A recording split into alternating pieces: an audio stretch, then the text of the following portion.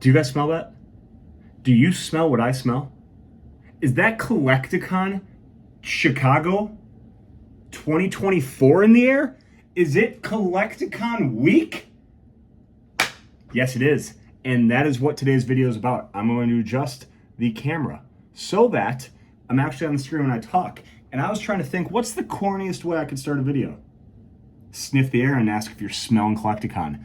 I did not do that. That's just what happens. That's what happens on this channel. We just roll with it. We don't edit. We don't overdo anything other than enthusiasm and excitement, which is what this video is all going to be about. It's going to be about what am I going to Collecticon to purchase and acquire as a collector in the hobby. What are going to be my acquisition goals for Collecticon 2024 Chicago?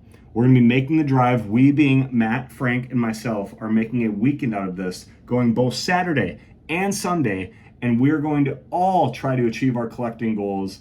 And it took me a while to get to the point where I'm at right now, where I'm ready to share them. And some of it, yes, some of it needs, or at least I am asking for your opinions on it because I'm a little torn. So quick debrief on Collecticon. Collecticon, some may say largest, collector's paradise, collector's heaven, largest collectathon in the world. I don't know if that's true. It probably isn't, but it certainly is probably the most known in the United States. Collecticon bounces around 6 major cities in the country annually and puts on these massive, in the convention centers, these massive events where thousands of vendors get together and basically sell and trade and swap product to players of the TCGs, collectors, enthusiasts, whatever. There's people autographing stuff, either artists of our favorite trading cards or performers and voice actors of the anime shows or the theme songs from some of these anime shows. You name it, they're there. Live music, food. Don't know if there's drinks yet. Stay tuned on that. We will be vlogging this, by the way. Don't know exactly the structure of it yet, but there's going to be so much content coming from Collecticon. So just subscribe if you haven't. Be the 700 subscriber. You want that. That needs to be a resume adder for really any of you. The 700 subscriber of Nundark TCG. That will get you places in life. Make sure to try to be that. We're almost at 700, and I'm confident through Collecticon and all this content that we will get there. I want to thank everyone, and I appreciate all of you. Back to Collecticon. 6 cities a year, I believe, and it is massive. It's not just for Pokemon, but Pokemon, like everything, or like in every other area Pokemon's in, it reigns king, reigns supreme.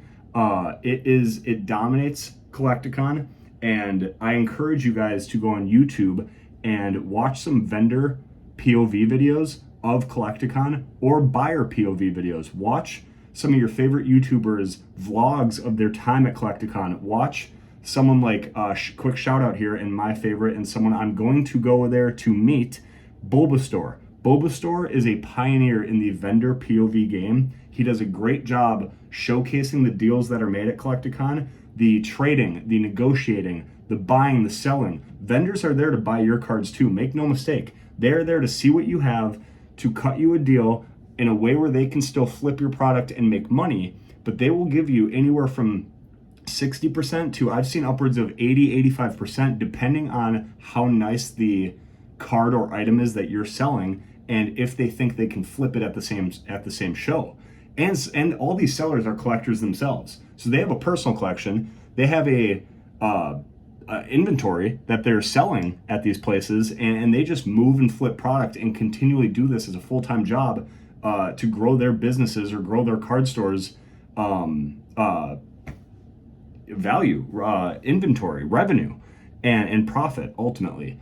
But some of these vendors are local LGSs from all over the country. Some of them just do Collecticons and big things like this, card parties and in different conventions and Comic-Cons. And others, you and I could be a vendor at Collecticon and buy a booth, buy a table, and hope to offset that cost by what we sell at Collecticon.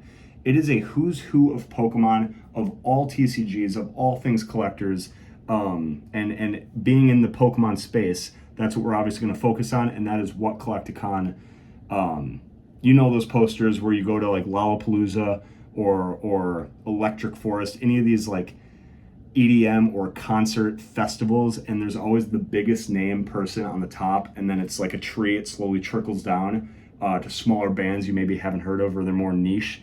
Pokemon is that headliner, and we're going there with three things in mind. We have a collecting budget. Now we're going to get deep into this.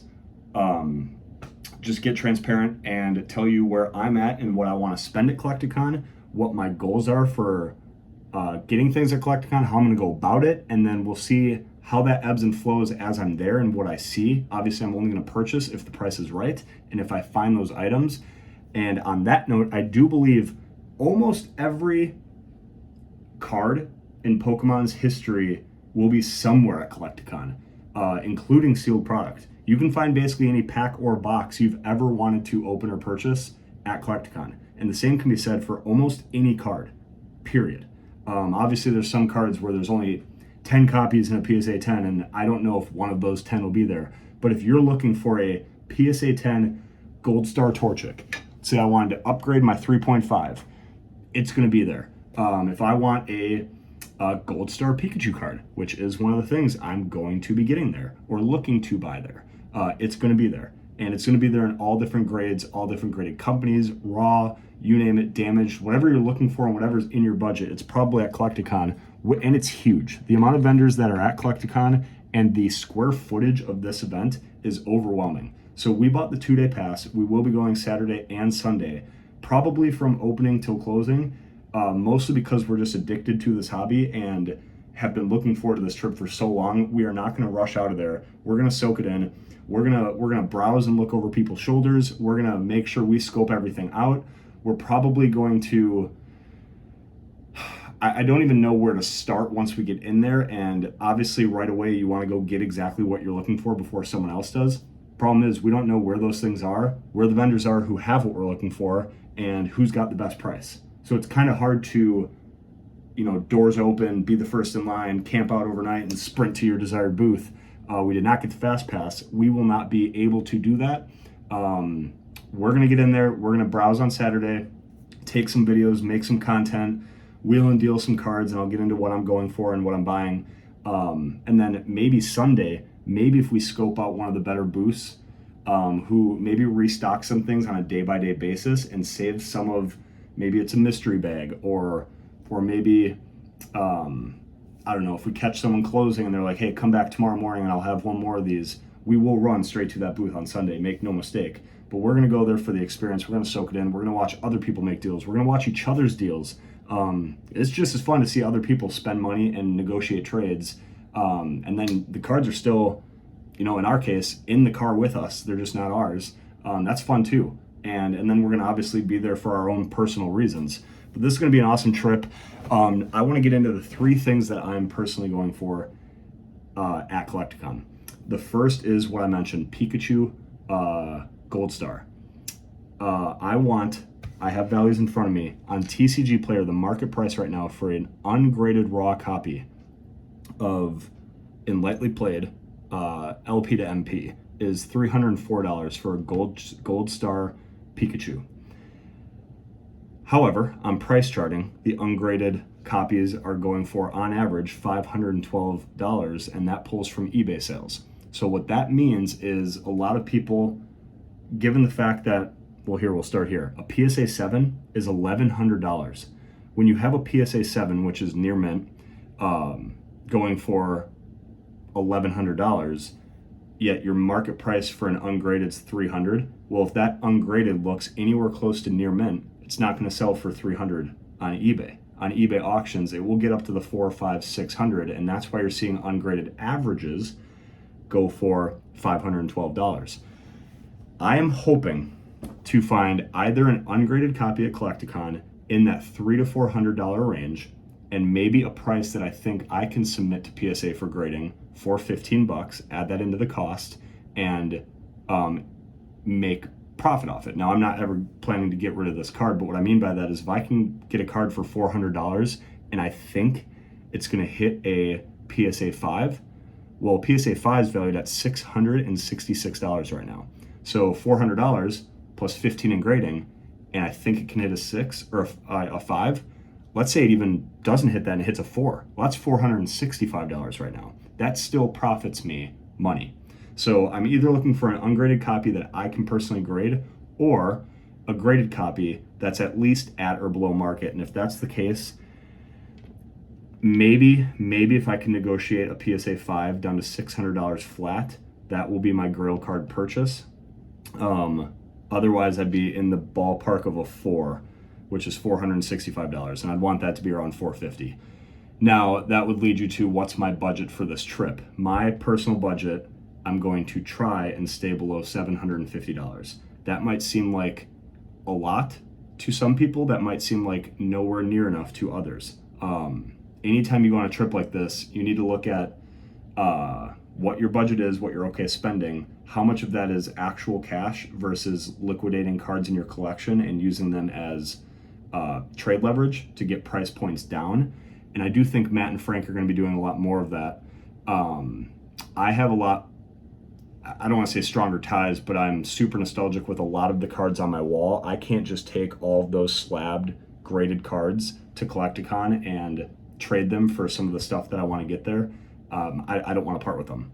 There's reasons to that. Maybe I pulled it with my wife, or pulled it with the boys, or it's a childhood card, or the card just means a lot to me. I don't have as much in my collection. Even my binder, which I'll get into here, of vintage WotC hollows, I'm going for those, and I'm going for master sets of things.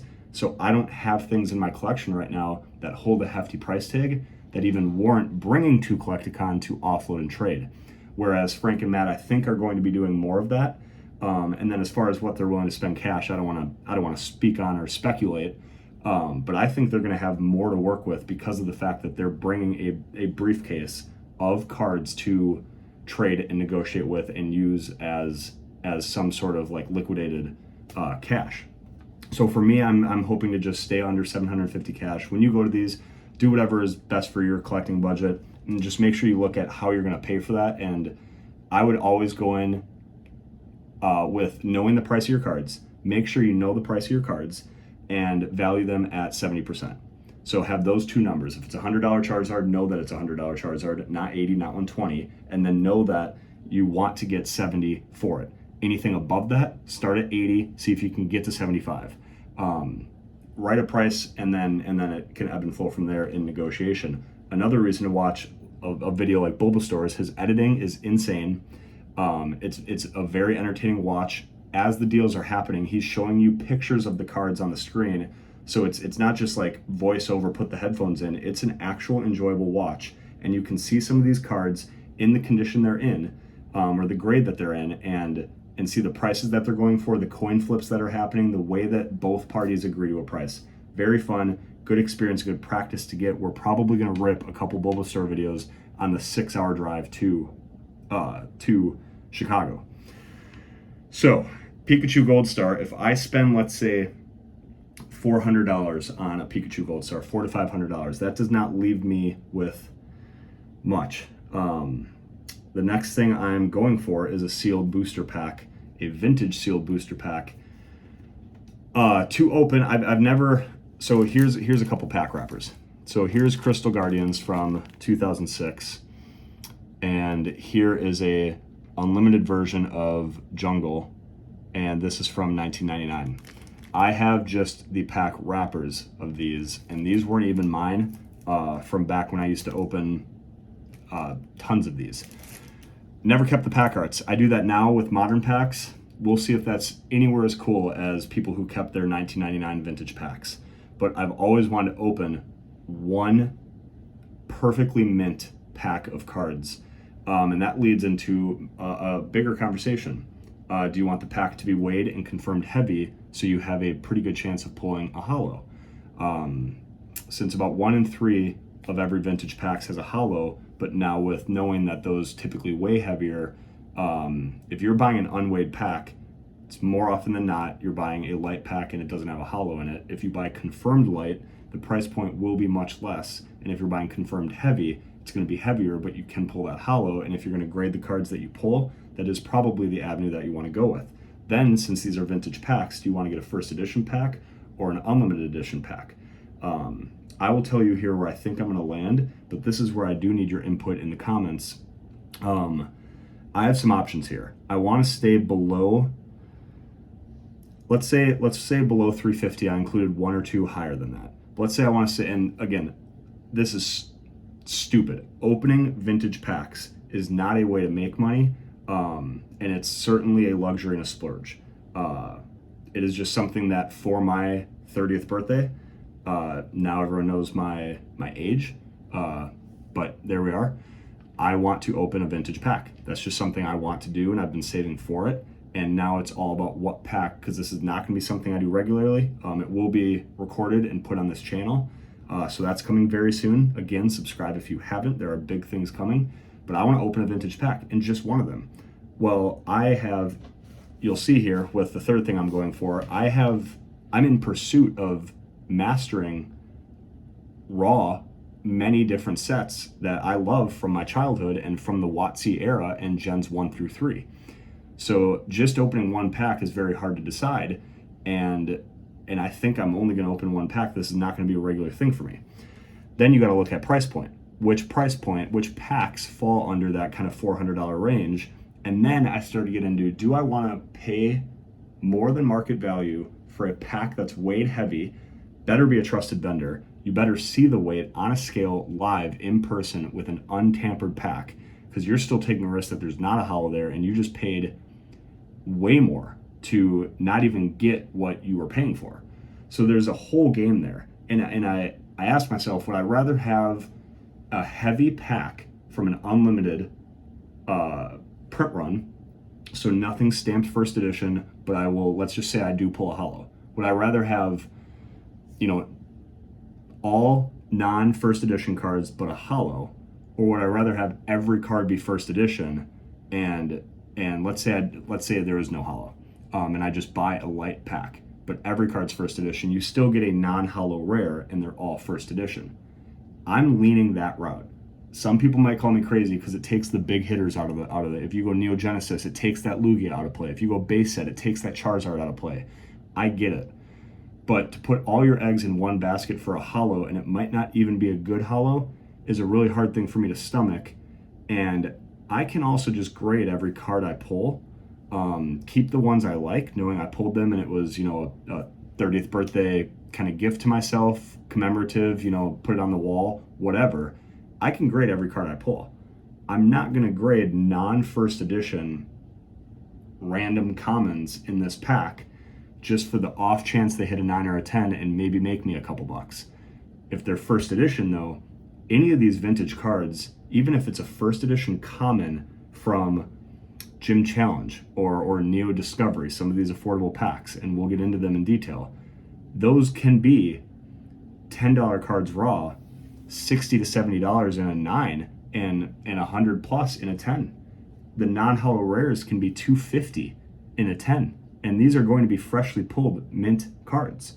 So I could grade them all and then just work some of that cost back to offset the cost of a first edition pack, but I'm not overspending by trying to seek that hollow. So I kind of want your guys' opinion. Would you go for the hollow? Would you go for the first edition? Or do I just say, F it, we're going first edition heavy pack, trying for that hollow with a first edition stamp? But now we're well over the $500 mark for literally 9, what's in a vintage pack? 11. One of them's an energy, 2 of them might be an energy. So for 9 Pokemon cards, you're paying $500. That's $50 a card. Insane to me. But I get the appeal. So just I'm going to throw some pack arts on the screen here. Clearly, I've thought a lot about this and I'm torn about it. So there's the ranting. But we're going to get right into it in no particular order. From the Neo era, I am looking at Neo Discovery and only Neo Discovery. There is Neo Revelation, Neo Destiny, and Neo Genesis, all of which have a much heftier price tag, mostly because of some of the chase cards in those sets, some of the crystals, some of the, like the Lugia, some of the Shinings, Shining Mewtwo back there. Even if I just move my screen, You can probably see him shine in the background there, but there's just some of these sets are strictly driven by the Grail card that you could pull. And that brings my kind of the one that falls into my price range and that I have so much mastered of is Neo Discovery, and I love that set. So I may go for Neo Discovery first edition pack. Again, these are not weighed prices. This is price chartings, recent eBay sales of a first edition pack in these varieties. Neo Discovery is $437.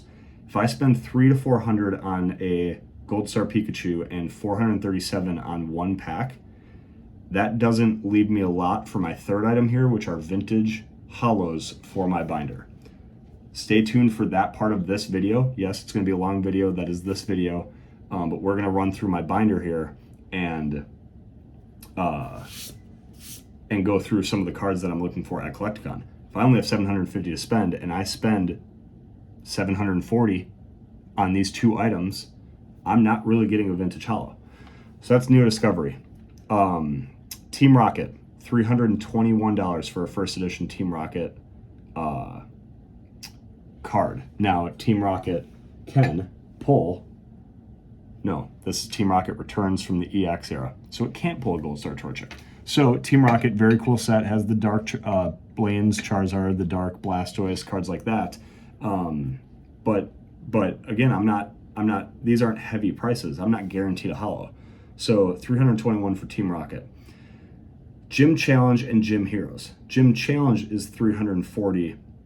Gym Heroes is $273. I am very close. I apologize for all these calls I'm getting. I am very close to having a master set of Gym Heroes.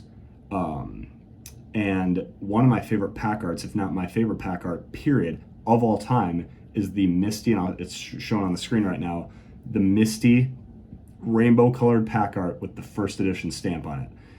Opening that pack and then keeping and potentially framing that pack art would just be super special to me. And then knowing it's affordable, knowing I'd have 9 Gym Heroes first edition cards, and there are some absolute bangers in Gym Heroes, and they'd be first edition. And only, I say only very lightly, obviously, only $273. So that is currently the one I've circled, but I really want to hear in the comments here if any that I've said thus far or I'm about to say are better buys, or what you'd buy if you were in my position here and looking for a vintage pack kind of in this price range. Then you get into Fossil, $283 for a first edition Fossil pack. One of the 3 OG sets, yes, but something about like Fossil and Jungle, I do have a lot of them and love the sets, absolutely. You know, top 10, top 15 sets of all time, but something about them doesn't bring me back. I almost have too many of the cards. I'm not missing enough of the hollows or cards in first edition to want a mint pack of them. I don't know, I guess what I'm trying to say here, but for me, I don't know why the Neo and Gym sets always, I don't know, I was always gravitated to more.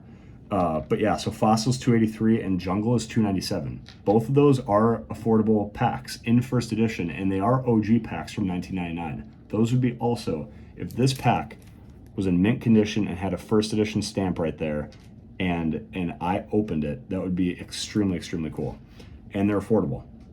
Then you have base set, which is $400 for a pack. That would be super cool to open a base set, first ever, not first edition, not shadowless, but really the third print run, the unlimited base set pack. But $400 is really, really steep. I don't know if I can get behind that, which kind of rules out Neo Discovery up at the top as well. But man, that would be cool for my one vintage pack to go back all the way to base set. Base set 2 is only $195, so you can get 2 base set 2 packs. But again, it's base set 2. It just doesn't hit the same. Of the base set 2, and Legendary Collection, which all have similar artworks and reprints of art with just a different set symbol, Legendary Collection is actually the one that I, obviously base set, first edition, shadowless, but Legendary Collection just for their reverse foils is actually what I would instantly choose. However, because of the fact that every single pack, you not only have the chance at a hollow, but you have a guaranteed reverse hollow, which are these super sparkly, I'll show one on the screen, cards. It drives the pack value up to north of $1,500 for one pack. That is ludicrous. And it's because of the value that some of those hold, and opening up a brand new pack of Legendary Collection does assure you that whatever reverse hollow you pull is most likely going to get an 8, 9, or a 10. And the card that you pull, graded at an 8, 9, or 10, more than likely is going to have a several $100 post-graded price tag, into the thousands if it's the right card. So you have a pretty good chance of grading your Legendary Collection pack and really chipping away at the $1,500 price tag. But is it going to be enough to ever offset the fact that you could just enjoy a pack for $200-300? I can't stomach spending $1,500 on one pack. But I put it down here just because it's almost that cool that it guarantees you 1, possibly 2 hits, which is crazy, and the price reflects it. Okay, so we're already at 26 minutes here, so I'm going to fly through this third part, which is unfortunate. I'm going to flip you over and show you the third thing that I'm going for with whatever money I've left. So let's say that I do get the Gym Heroes Misty pack, which the more I talk about is the more I want it. But who knows? Who knows if it's there, and who knows what I find. Let's say I get the Gym Heroes pack for, call it $270, and I get a Pikachu for, magically I get an ungraded Pikachu Gold Star for $350. I'm now at $620, meaning I have $130 to play with for vintage hollows. Now I'm going to flip you around to something I've been working on this past week, which is pulling out every vintage set I have in a binder here, about 3 to 4 sets per binder, and they're all bindered in ID order so that I know which cards I need, and I'm constantly adding to them. I pulled out all of the hollows from every one of those sets and put them into a hollow binder. This binder right here, I will literally guard with not my life, but potentially one of my arms. And it has every hollow I own from vintage sets. There's going to be plenty missing, so I'll start there. There's going to be plenty missing, but it's still pretty cool to see the amount that have been gathered and collected, and I want to fill as much as possible. Maybe focus on a set when I'm there. Maybe just hone in on one. Maybe I need 5 or 6 more cards, and I'm just going to get them. And I have kind of that remaining budget to work with, whether it's $100, whether it's $200. I'm going for hollows to fill this binder, and maybe I just look for the ones that are at the best deal. Or maybe there's a vendor toward the end of Sunday who's like, hey, if you buy 10, I'll give you 20% off. And I just go crazy. I get 10, and we fill some pages in this binder. So now I'll flip you over and I'll show you where I sit with this binder. And that'll be the last kind of leg of the trifecta of what I'm going for in 5 days' time. Alrighty. So this is my vintage hollow binder in chronological order by set. Super proud of this. Built this over the last week or so, but this is base set.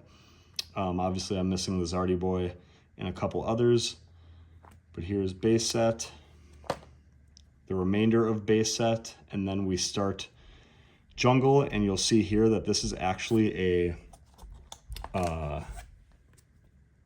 there's no set stamp. So this is an error card. This is a common misprint, well, fairly rare, but common enough to be known. This is a no set stamp print air Jolteon from Jungle. So that's super cool. That's actually from my childhood. But missing some cards from Jungle. Jungle kind of goes over into this page here. I have a couple more here in the Vaporeon and the Scyther. And then fossils down here. This one is a first edition Ditto. Here's a first edition Nidoqueen. So I do have a couple first edition here, which is nice. Flipping over into the remainder of Fossil, I have the back half of the Fossil hollows pretty much down, minus a couple, including a first edition Magneton and Haunter. But then there's obviously some others that I'm missing here. Then base set 2. I do not have much of base set 2. I don't know if that's going to be one of the main sets that I'm focused on acquiring while I'm at Collecticon. This is my childhood Charizard, the only one that my brother and I kept, which is unfortunate, but it is a base set 2 Charizard. And there's not really a whole lot of base set. I think I have 6 total, yep. So 3 more here. And then we get straight into Team Rocket. Dark Alakazam, Dark Blastoise here, Dark Magneton, Dark Weezing. Then here comes Team Rocket, Rocket Sneak Attack, and then a hollow energy here, which is Rainbow Energy, a special energy card. So this kind of gap here is the remainder of Team Rocket hollows that I need. And then there is one spot here, the first secret rare Pokemon ever put out, which means the numerator of the card number is over the denominator in vintage sets, was actually a dark, I believe a dark Raichu, and it has this rainbow hollow print. I'll show it on the screen, but it is absolutely a card I want. However, it is, in first edition at least, $125. So that spot is left right here at the top left of the page. Then we get into Gym Heroes. I said I was close to mastering it. That is a lie in terms of hollows. I do like the 4 that I have. However, there are 3 other trainers I need, including, most importantly, Misty for me. And then obviously a lot of work on these pages. And then it starts Gym Challenge. Not all of these empty spaces are Gym Heroes. I do have the entire non-hollow subset of Gym Heroes mastered, many of which are in first edition. So that is where that sentence came from earlier in the video. I certainly have most of all these sets mastered in full once you start to get to the non-hollow rares and beyond. But I obviously have a lot of work to do in Gym Challenge, or Gym Heroes, and Gym Challenge. Here's an example of one of the Gym Challenge, and then this Kygo, Gym Challenge Hollows. So a lot of work to do in the gyms, which is why maybe a heavy pack would be pretty fun. If I get the Gym Heroes first edition heavy pack, so pricey though. Then you get into the Neo series. I absolutely love all 4 of the Neo sets. You start with Neo Genesis here, and I have several of these hollows. All of them are just gorgeous, gorgeous, all-time artworks. Flip you over here, there's the Skarmory, the Togetic, that Skarmory is from childhood. And then after Neo Genesis, you get into Neo Discovery, the only affordable first edition, loosely affordable first edition pack. And this right here is Neo Discovery, kind of the all-time Tyranitar here. Houndoom, the Scizor, I mean, some very, very notable cards in Neo Discovery. And one last Neo Discovery card, Wobbuffet, and then Neo Revelation and Neo Destiny.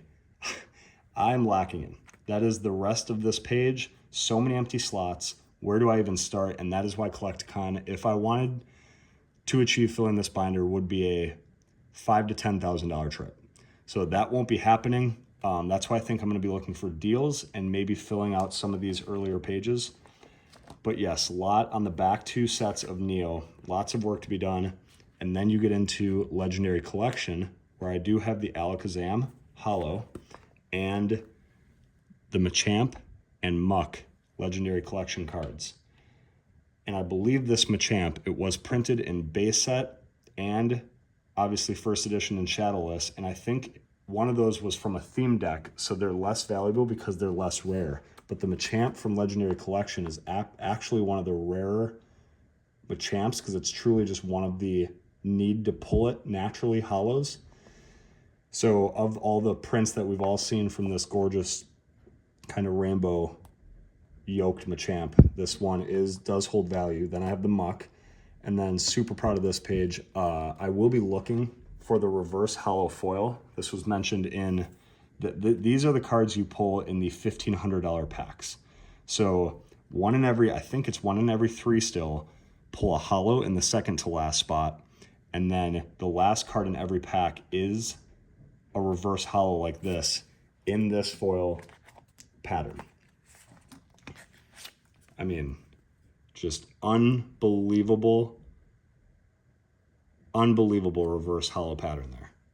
So shiny, so extra, so crystally, and you're guaranteed one of these cards. Even like this common Spearow is gorgeous. And in perfect condition, graded, it would hold lots of value. So the fact that you are guaranteed one of these in every pack, plus the chance at some iconic print artworks of some of our favorite Pokemon in the hollow spot, make the Legendary Collection packs so valuable. I do have 12 in my collection. I will be looking for more when I'm at Collecticon. The problem is these hold such a hefty price tag. I could get 2 to 3 more of these, and that would be my entire Vintage Hollow budget. Gone instantly. Just to add 2 or 3 more to my collection. So we'll see. Then you flip over to E-Series, and these aren't in any particular order. You have Expedition Base, Aquapolis, and Skyridge. I just put the hollows and reverse hollows that I have right now on this page.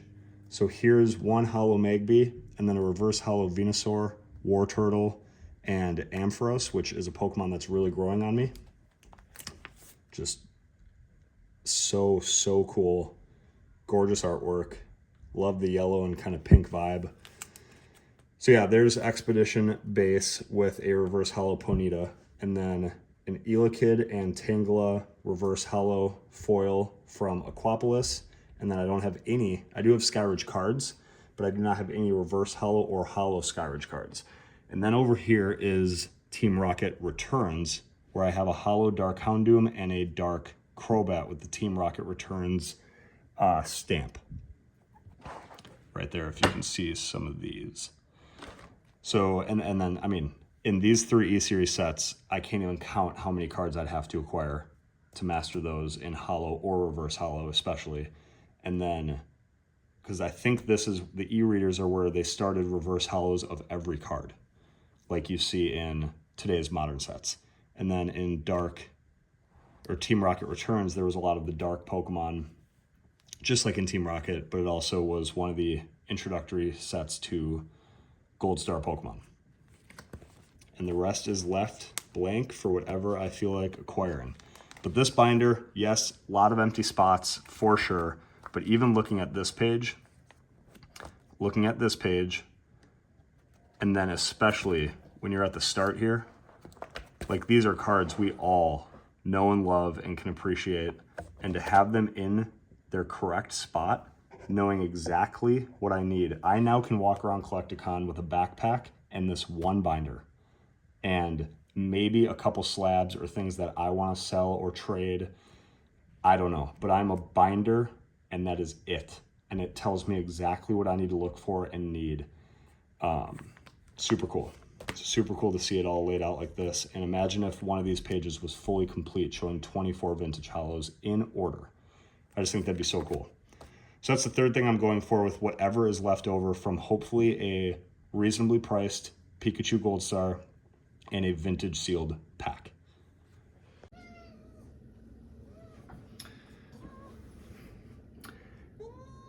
Kevin and I would like to say thanks for watching. It was a long video. We are both very excited for Collecticon, and there will be more content coming. I'm going to try to get another video out before the trip. And there, we know she loves being on camera. I'm going to try to get one more video out before the trip. If not, for sure a video probably on the car ride there with the guys, and kind of get some of their collecting goals on camera for you guys to see, so that you can, maybe the vlog and the content while we're at Collecticon will make a little bit more sense when you know what each of us are going there for. And if nothing else, it's just really fun to share in the excitement of something as big and as known as Collecticon. And there's so much more I can talk about. I mean, I wanna go there, and on top of the vintage hollows and the sealed pack and the Gold Star Pikachu, I want to get a Bulbasaur merch shirt. If you go watch I can't say it enough, go watch the Bulbasaur vendor POV Collecticon videos. They're all time great watches, and he sells and is always wearing his Bulbasaur shirt, and they've become legit famous at these things. So I want a shirt for sure. And who knows who I see there. Any other streamers, YouTubers, get some cards or sleeves autographed. There's on-site PSA grading. I want to learn more about that. I hear it costs an arm and a leg and the line is long, but who knows? Like, maybe we pick up a banger, and maybe I want to get my Gold Star Pikachu graded on the spot. I don't know how to pull that off, but we're going to learn. We're going to figure it out. There's so much more I could talk about with Collecticon. So there will be another video before Collecticon, then the actual Collecticon videos, then a recap and a summary. It's an exciting time right now for this channel, for me personally, for anyone else attending Collecticon. It is Collecticon week, people. Get excited, strap in. Most importantly though, tell somebody you love them. Always do that. Have a good day. Be a good human, and we'll catch you in the next one. Peace.